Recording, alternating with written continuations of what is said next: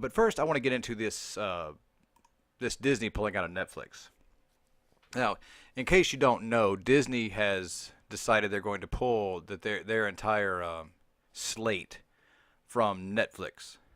And the reason why they're doing this is because they want to set up their own streaming service. Now, this is going to happen. I mean, we've been seeing this. We've been seeing companies try to branch off into their own streaming services for a few years now. But Disney's a big dog. Disney's one of the big companies, really, really big companies. And I think that if anybody's going to have any success doing it, Disney has a good shot. So what does this mean for Netflix? Well, almost immediately the same day, Netflix's stock dropped by about 4%, which doesn't sound like a lot, but when you're talking about the billions and billions with a B dollars, it was a lot. Now, will it come back? Oh, sure. They'll be fine. But was having a Twitter conversation. In case you guys ever wanted to join me on Twitter, the handle is @Eric_talks. Link should be in the description box below if you want to check that out. Also, you can join me on Facebook at facebook.com/GM blah freaking blah. Thank you for joining me there. I posted this about the Netflix, the Disney news, and I went, uh-oh.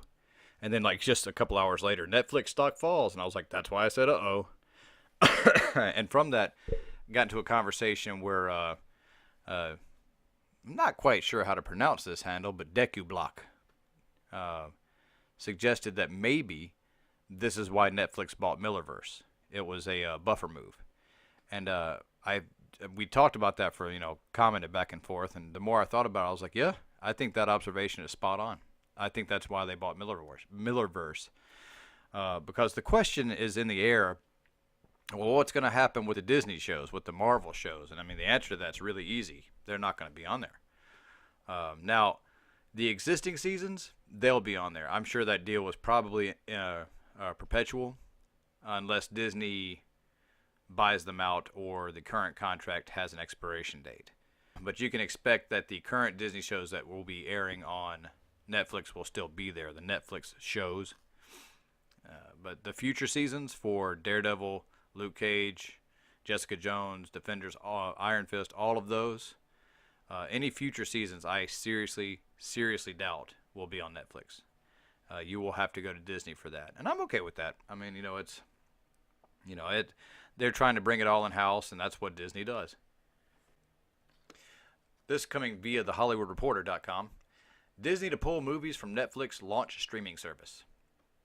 And Disney's announcements coincided with a mixed quarterly earnings report, which sunk its stock 4% in after-hours trading. Disney on Tuesday said it will be pulling its movies from Netflix and will launch a Disney streaming service of its own in 2019. It also said it will launch an ESPN streaming service early next year. For those of you who care, I do not.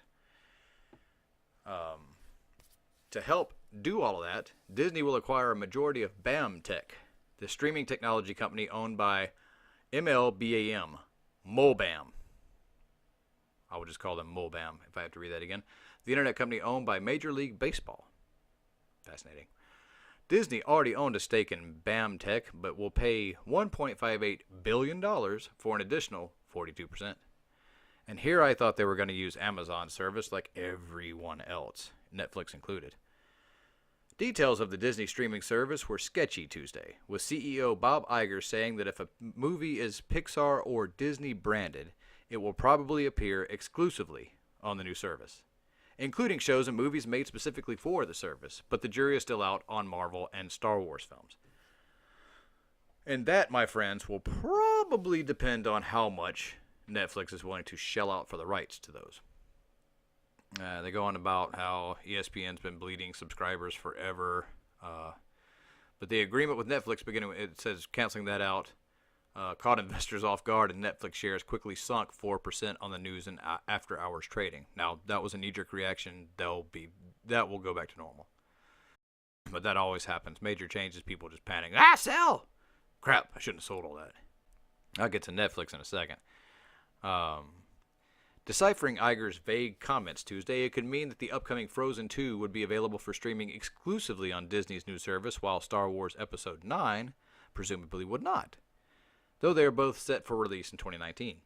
Star Wars and Marvel movies in the future could be on the Disney service exclusively, could not be there at all, or could be there as well as on other services. Those decisions are yet to be made, but the decision to not renew with Netflix is a done deal. Disney also owns a stake in Hulu, and Disney executives said Tuesday a multi-year deal putting Mulan, Pocahontas, and others on Hulu will not be affected by Disney's upcoming service. Obviously, they've got a stake in it. And those movies are basically catalog titles at this point anyway. Another thing to think about, this move in regards to Netflix's future, it's indicative of the troubles that Netflix could face on the tail of finding out that Netflix is $20 billion. That's billion with a B again. $20 billion in debt. And no one seems worried about this. And no one seems to remember that it wasn't Netflix that killed Blockbuster. It was Blockbuster being billions of dollars in debt because they were buying up all their competitors. They were spending money hand over fist because they just acted like they assumed the money was just going to keep coming. And to me, I see Netflix making the same mistake. I mean, being $20 billion in debt. That's on top of the money that they are spending. I mean, they're looking at the federal government spending plan and saying, yeah, that's a good plan. Let's do that. And so that's why I'm concerned for the future of Netflix, because what Disney is doing, they're all going to do. Eventually, they're all going to do it.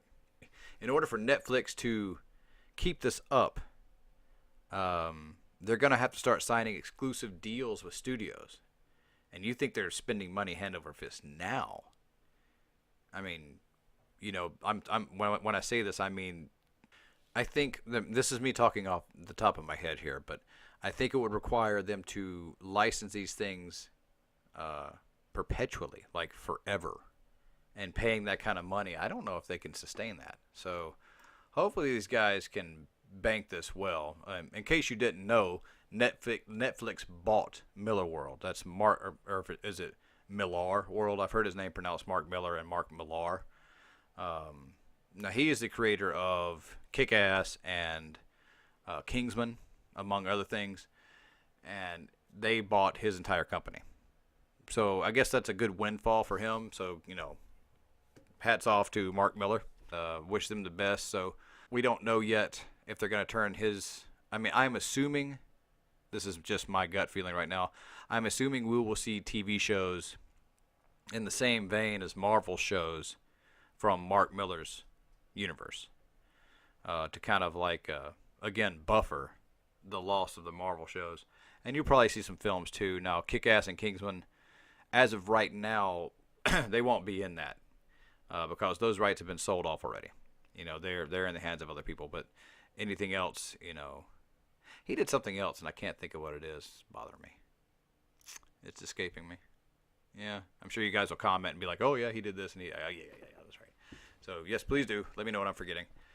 But, yeah, there's the news, man. Disney is pulling out of Netflix, and Netflix, if they don't get a hold of that spending, they might be in trouble. So, hopefully they stop doing it like the federal government and start doing it like smart business people.